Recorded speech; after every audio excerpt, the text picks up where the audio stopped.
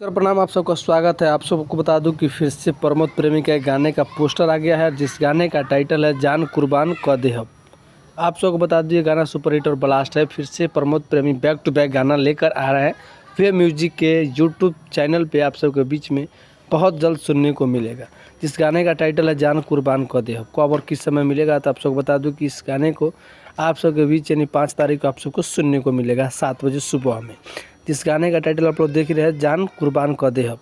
इस गाने को गाए हैं प्रमोद प्रेमी और चंदा राज की आवाज़ में इस गाने को गाया गया है और बहुत सुपर हिट और ब्लास्ट समझिए कि थंबनेल देखकर लग रहा है जान कुर्बान क देहब। और आपसे बता दूं कि प्रमोद प्रेमी और चंदा राज इस गाने को गाए हैं, जिस गाने को लिखे हैं रवि यादव। इस गाने के लिखे हैं, काफ़ी अच्छे राइटर है, बहुत अच्छे लिखते हैं। और आप सबको बता दूं कि अभी गाना म्यूजिक है विकास यादव का।